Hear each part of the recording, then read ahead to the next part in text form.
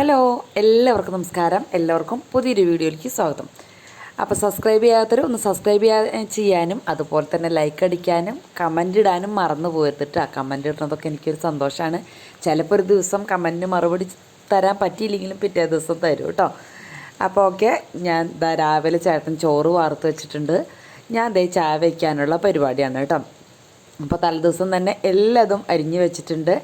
പെട്ടെന്ന് നമുക്ക് കാര്യങ്ങൾ അടുപ്പത്തേക്ക് ആക്കാനുള്ള കാര്യങ്ങൾ മാത്രമേ ഉള്ളൂ കേട്ടോ. ചില ദിവസം ഞാൻ ഒരു കറി മാത്രം വയ്ക്കും, ചില ദിവസം ഒന്നോ രണ്ടോ കറികൾ വയ്ക്കും. അങ്ങനെയൊക്കെയാണ്. ബ്രേക്ക്ഫാസ്റ്റ് ഇപ്പോൾ ഇത്തിരി കുറവാണ്. അങ്ങനെ ഉണ്ടാക്കുക തന്നെയാണെങ്കിൽ ദോശമാവ് ഉണ്ടാക്കി വയ്ക്കും. ദോശമാവ് ഉണ്ടാക്കിയാൽ പിന്നെ 3 നേരം എൻ്റെ മക്കൾക്ക് ദോശ മതി.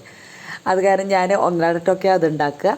അപ്പോൾ അത് ആദ്യം തന്നെ ബീറ്റ്റൂട്ട് അരിഞ്ഞ് വെച്ചിട്ടുണ്ടായിരുന്നു. ഞാൻ ചീനച്ചട്ടി അടുപ്പത്ത് വെച്ച് കടുക് അതിലേക്ക് ഇട്ടിട്ടുണ്ട്. പിന്നെ ഞാൻ ഫ്രിഡ്ജിൽ നിന്ന് എല്ലാം അരിഞ്ഞ് വെച്ചതെടുത്ത് പുറത്തേക്ക് വെച്ചു. പിന്നെ പാലെടുത്തു. ചായക്ക് വെക്കണമല്ലോ.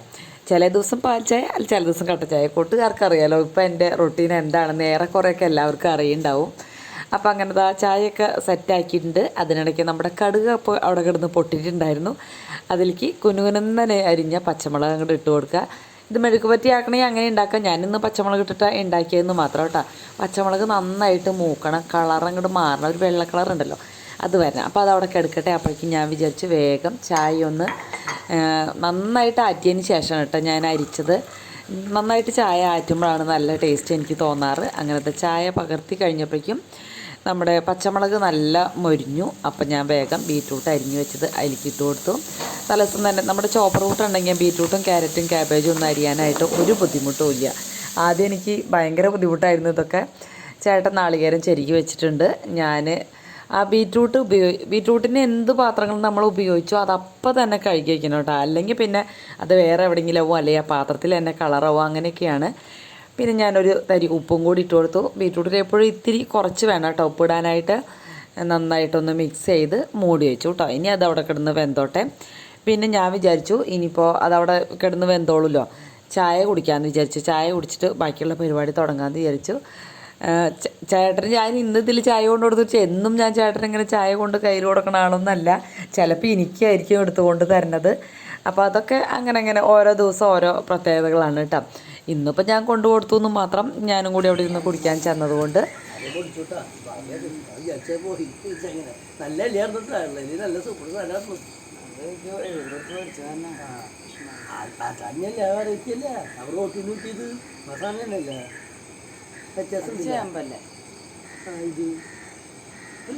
ഇത് വരിയേ ചെറുതാ പറയുന്നു. ചെറുത് പോരാ പോലെ തോന്നുന്നു. പോരെ പോലെ വലുതാ. അതിൻ്റെ ഇല വലുതാവൂട്ടാ, ഇതിൻ്റെ ഇല ഓറാവില്ല. അതിനൊക്കെ വലുതാവും. അത് അവിടെ ശരിക്കും വരിയായിരുന്നു ആ വലുത് കണ്ടത്. ഇനി അതിലെ പോകുമ്പോൾ ആ വലുത് ഒന്നും മുളച്ചേക്ക് ഒന്നുകൂടി എടുക്കണം. ചിലപ്പോൾ ഇത് രണ്ട് തരവും ചിലപ്പോൾ.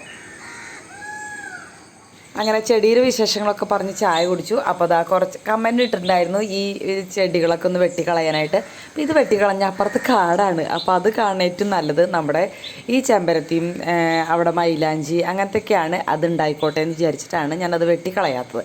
പിന്നെ കുറച്ച് ഇരുമ്പമ്പുളി പൊട്ടിച്ചെടുത്തു കേട്ടോ. എന്താ വെച്ചാൽ കയ്പക്കായും തക്കാളിയും ഇരുമ്പമ്പുളിയും കൂടിയിട്ടുള്ള മീൻകറി പോലെ വെക്കില്ലേ, അതാണ് ഇന്ന് വയ്ക്കണത്. അപ്പോൾ എല്ലാതും തയ്യാറാക്കി വെച്ചിട്ടുണ്ട്. പിന്നെ നാളികേരം ചേട്ടൻ ചെരുകി തന്നിട്ടുണ്ടായിരുന്നു. നാളികേരപ്പാൽ ഒഴിച്ച് വെക്കുകയാണെങ്കിൽ കുറച്ചും കൂടി നല്ല ടേസ്റ്റ് ഉണ്ടാവും. ഞാൻ അരച്ചാണ് വെച്ചത്. നാളികേരവും മുളക് പൊടിയും മഞ്ഞൾപ്പൊടിയും മല്ലിപ്പൊടിയും കൂടി ചേർത്ത് നന്നായിട്ട് അരച്ചു. അപ്പോഴേക്ക് ഇതേ മഴ അവിടെ സ്റ്റാർട്ട് ചെയ്തിട്ടുണ്ട് കേട്ടോ. ഞാനത് അരക്കണേൻ്റെ ഇടയ്ക്ക് ഇരുമ്പുളി ചേട്ടനോടൊന്ന് അരിഞ്ഞ് തരാൻ പറഞ്ഞു. എന്നുവെച്ചാൽ വീഡിയോ എടുക്കുമ്പോൾ നമുക്ക് സാധാരണ പോലെ അത്ര സ്പീഡ് കിട്ടില്ല. എന്നുവെച്ചാൽ ഈ ക്യാമറ മാറ്റി വെക്കാനും കൂടി നിൽക്കണ്ടേ. അപ്പോൾ ഒരു ഹെൽപ്പ് ഉണ്ടാകുമ്പോൾ ഒത്തിരി കൂടി വേഗമാവും. പിന്നെ ചേട്ടൻ പോണേലത്ത് ചായ ഇതൊക്കെ ആവണ്ടേ, അത് കാരണം കൊണ്ടാണ് കേട്ടോ.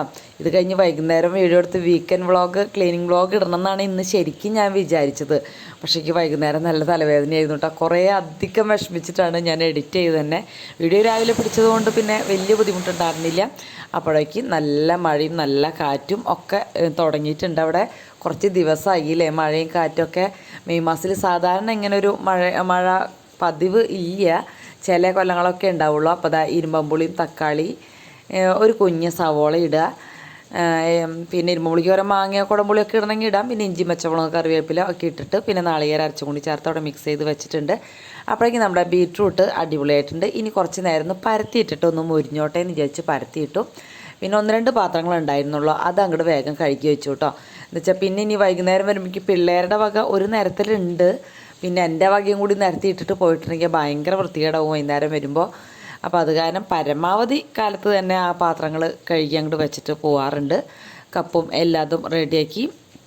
പിന്നെ ദാ ചേട്ടൻ അവിടെ ഒരു പയറൊക്കെ ഉണ്ടായി തുടങ്ങിയിട്ടാണ്, വെണ്ട ഉണ്ടായി തുടങ്ങിയിട്ടുണ്ട്. പയറിൻ്റെ ഒരു ഇത് ഇങ്ങോട്ട് ചെരിഞ്ഞ് നിൽക്കുകയാണ്. അപ്പോൾ അത് ചേട്ടൻ വേറെ ഒരു കുറ്റി അവിടെ അടിച്ചിട്ട് ഒരു വള്ളി എടുത്ത് കെട്ടി അതുമ്മയ്ക്ക് വലിച്ച് കെട്ടുകയാണ് കേട്ടോ. അല്ലെങ്കിൽ താഴത്തേക്ക് വീണ് പിന്നെ താഴത്ത് പടലാവും. നമ്മുടെ പാഷൻ ഫ്രൂട്ടൊക്കെ ഇപ്പോൾ അങ്ങനെ കിടക്കുന്നത്, അതിന് റെഡിയാക്കണം. എന്നും ഈ ചക്ക എന്നെ വിളിച്ച് കാണിക്കലാണ് ചേട്ടൻ്റെ പണി. ഇത് പഴുത്തോ എന്ന് ചോദിച്ചിട്ട് നോക്കിയപ്പോൾ പഴുത്തിട്ടൊന്നുമില്ല. പിന്നെ ചിലപ്പോൾ ഒരെണ്ണം കേടാവാനുള്ള ചാൻസ് അവിടെ കാണുന്നുണ്ട്. അതിൻ്റെ ഞെട്ടുഭാഗം ഇത്തിരി കറുത്ത പോലെയുണ്ട്, എന്നാൽ പഴുത്തിട്ടുമില്ല. ഡെയിലി നോക്കണം കേട്ടോ, എന്നാലേ കാര്യമുള്ളൂ. അവിടെ ഒരു കായക്കൊല ഉണ്ടായിരുന്നു കേട്ടോ, അത് നോക്കാൻ ഞാൻ വിട്ടുപോയി. ചേട്ടൻ നോക്കിയാവും. കുഞ്ഞ് കായക്കൊല കേട്ടോ, 2-3 പടലുള്ളത്. അത് കഴിഞ്ഞ് നമ്മുടെ പച്ചമുളക് പറഞ്ഞാൽ കുരുടിച്ച് ഇങ്ങനെ പറിച്ച് കളയാമെന്ന് വിചാരിച്ച് ഞാൻ വെച്ചിരുന്നതാണ്. മഴ പെയ്തപ്പോൾ നല്ല ഉഷാറായി. കുമ്പളത്തിൻ്റെ കട മുറിച്ച് കളഞ്ഞിട്ടും ആൾ പൂവൊക്കെ ഇട്ട് ഉഷാറായിട്ട് നിൽക്കുന്നുണ്ട്. പിന്നെ പാഷൻ ഫ്രൂട്ടും കോവയ്ക്കൊക്കെ താഴത്ത് പടർന്നു തുടങ്ങി. അതിനെ റെഡിയാക്കണം കേട്ടോ. ഇനി മഴയൊന്ന് കുറഞ്ഞിട്ട് വേണം. പട്ടയും ഓലക്കൊടിയൊക്കെ മഴ കൊണ്ടൊരു പരുവായിട്ടുണ്ട്. പിന്നെ 2-3 പാഷൻ ഫ്രൂട്ട് ഉണ്ടായിട്ടുണ്ടായിരുന്നു കേട്ടോ. ഞാൻ ഒരെണ്ണം കണ്ടിട്ടുണ്ടായിരുന്നു, അത് ഞാൻ പിന്നെ പൊട്ടിക്കാന്ന് വെച്ചിട്ട് പോകുന്നതായിരുന്നു. പിന്നെ ചേട്ടൻ പറഞ്ഞു ഇനി പൊട്ടിച്ചില്ലെങ്കിൽ അത് പഴുത്ത് അത് വീണ് ചുങ്ങി അങ്ങനെ പോവുമല്ലോ. അപ്പോൾ അത് കാരണം എന്തായാലും പൊട്ടിച്ച് വയ്ക്കാം. ഇന്നാണെങ്കിൽ ആദിത്യൻ സ്കൂളിൽ പോകണില്ല, സ്കൂളിൽ നിന്ന് TC കൊടുക്കുന്ന ദിവസമാണ് കേട്ടോ. അല്ല, ജോലിക്ക് പോകണില്ല, സ്കൂളിലേക്കാണ് പോണത്. എന്ന് വെച്ചാൽ TC കൊടുക്കുന്ന ദിവസമായിരുന്നു, അത് വാങ്ങിക്കാനായിട്ട്. അപ്പോൾ എന്തായാലും ആദ്യത്തേതും പരിശോധന എന്തായാലും അവനുള്ളതാണ്, ഫ്രിഡ്ജൊക്കെ. അപ്പോൾ അതെടുത്ത് കഴിച്ചോളും. ശ്രീകുട്ടൻ പിന്നെ ലാസ്റ്റാണ് വരുള്ളൂ കഴിക്കാനൊക്കെ കേട്ടോ. അത് കഴിഞ്ഞ് പിന്നെ ഞാനിങ്ങോട്ട് പോരാന്ന് വയ്ക്കുമ്പോൾ തുളസിക്കടയുണ്ടല്ലോ, തൃത്താവ്, അത് നമ്മൾ വണ്ടി ഇങ്ങനെ കയറുമ്പോൾ ശരിക്കും മുഖത്തേക്ക് അടിക്കുക. അപ്പോൾ അതൊന്ന് ഒടിച്ച് കളഞ്ഞോളാം പറഞ്ഞു. വേറെ ഇഷ്ടം പോലെ അവിടെ മുളയ്ക്കുന്നുണ്ട് കേട്ടോ. അപ്പോൾ ഇതെന്തായാലും മൂത്ത് വലുതായി ഇങ്ങനെ ഒടിഞ്ഞ് വീഴാറൊക്കെ ആയില്ല. അപ്പോൾ അതും കൂടി ഒടിച്ച് കളഞ്ഞു. പിന്നെ ഞാൻ നേരെ അകത്തേക്ക് പോന്നു കേട്ടോ. ചേട്ടൻ കാലൊക്കെ കഴുകിയിട്ട് പതുക്കെ പോന്നു. നമ്മുടെ ഈ ചെടി ഇത് അടിപൊളിയായിട്ടുണ്ട് കേട്ടോ. അങ്ങനെ ഞാൻ കറി തിളച്ചിട്ടില്ല, കറി അടുപ്പത്തിട്ടിട്ടല്ലേ പോയത്. പിന്നെ വേഗം അതിലേക്കുള്ള ഉള്ളി അരിഞ്ഞ് ചെറിയ തീയിൽ അപ്പുറത്ത് അടുപ്പത്ത് ആക്കി വെച്ചു. അപ്പോഴേക്കും ഇത് നന്നായിട്ട് തിളച്ച് കുറുതായി കേട്ടോ. അപ്പം ഞാൻ പറഞ്ഞ പോലെ ഇതൊക്കെ വഴറ്റി നാളികേരപ്പാൽ ഒഴിച്ച് വെക്കുകയാണെങ്കിൽ കുറച്ചും കൂടി ടേസ്റ്റ് ഉണ്ടാവും. പിന്നെ അപ്പോഴേക്കും ഉള്ളി കാച്ചിയതൊക്കെ ആയി, അതിനും അങ്ങോട്ട് ഒഴിച്ചു കൊടുത്തു. അങ്ങനെ നമ്മുടെ ഇന്നത്തെ 2 തരം കറിയും. പിന്നെ വേണമെങ്കിൽ ചെമ്മീൻ പൊടി ഉണ്ട് കേട്ടോ, സൈഡ് വേണ്ടവർക്ക് ചെമ്മീൻ പൊടി ഇരിപ്പുണ്ട്. കൊണ്ടാട്ടമുളക് തലേദിവസം വറുത്തത് ഇരിപ്പുണ്ട്, അപ്പോൾ അത് വേണമെങ്കിൽ അതാക്കാം. പിന്നെ ഞാൻ വിചാരിച്ചു ചേട്ടന് വേഗം ചോറ് പകർത്താം. എനിക്കുള്ള ചോറ് ഞാൻ ചേട്ടൻ പോയി കഴിഞ്ഞിട്ടാണ് പകർത്തുള്ളൂ കേട്ടോ. എന്ന് വെച്ചാൽ ചേട്ടൻ തിക്കും തിരക്ക് കാട്ടിക്കൂട്ടൽ ഇത്തിരി കൂടുതലാണ്. അപ്പം ഞാൻ ഇപ്പോൾ ചേട്ടൻ പോയി കഴിഞ്ഞാൽ അപ്പം തന്നെ എനിക്ക് കുളിച്ച് യാത്രയാവണം, എന്നാലാണ് എനിക്ക് സമയം ഉണ്ടാവുള്ളൂ. എന്നാലും ചേട്ടൻ പോണ വരെ പിന്നെ അങ്ങനെ നിൽക്കും. പിന്നാലെ നിൽക്കണം, എന്നും അങ്ങനെ നിൽക്കൊന്നുമില്ല, എനിക്ക് സമയമുള്ള ദിവസമൊക്കെ നിൽക്കും കേട്ടോ. അങ്ങനെ ചോറ് പകർത്തി. ബീറ്റ്റൂട്ട് തോരൻ എന്ന് പറയാൻ പറ്റില്ല, മെഴുക്ക് പുരട്ടി എന്നും പറയാൻ പറ്റില്ല. അല്ലെ, നാളികേരം ഇട്ടാലാണ് തോരൻ എന്ന് പറയാമെന്നാണ് പറയുക. പക്ഷെ എനിക്ക് ബീറ്റ്റൂട്ടിൽ നാളികേരം ഇടുന്നത് ഇഷ്ടമില്ല. അങ്ങനെ ബീറ്റ്റൂട്ടും വെച്ചു, ഒരു കൊണ്ടാട്ടമുളക് വെച്ചു. പിന്നെ വേണമെങ്കിൽ ചെമ്മീൻ പൊടി ഉണ്ട്, അപ്പോൾ അതും കൂടി ഞാൻ വെച്ച് കൊടുത്തു. പിന്നെ അത് അടച്ച് വെച്ചു. പിന്നെ നമ്മുടെ കയ്പക്കായ ഉണ്ടല്ലോ, കയ്പക്കായ, എനിക്ക് ഈ കറി അതിലത്തെ കയ്പക്കായ കഴിക്കാൻ നല്ല ഇഷ്ടമാണ് കേട്ടോ. കയ്പക്കായ പിന്നെ വേറൊരു ചെറിയൊരു സ്റ്റീൽ പാത്രത്തിലാക്കി അതും അങ്ങനെ കൊടുത്തു. അങ്ങനെ ഇന്നത്തെ ഉച്ചക്കലത്തെ ലഞ്ച് ബോക്സ് കൂട്ടുകാർക്ക് ഇഷ്ടപ്പെട്ടോ? അതൊക്കെ റെഡിയാക്കി വെച്ച് മേശമ്മ കൊണ്ടുവച്ച് കൊടുത്തു കേട്ടോ. പിന്നെ എന്തിട്ടാ നേരത്തുണ്ടായി, ചേട്ടൻ്റെ ഫോണ് വർക്കാവണില്ല, ശബ്ദം കേൾക്കണില്ല, അങ്ങനത്തെ ഒക്കെ പരാതികളായിരുന്നു ഇന്ന്.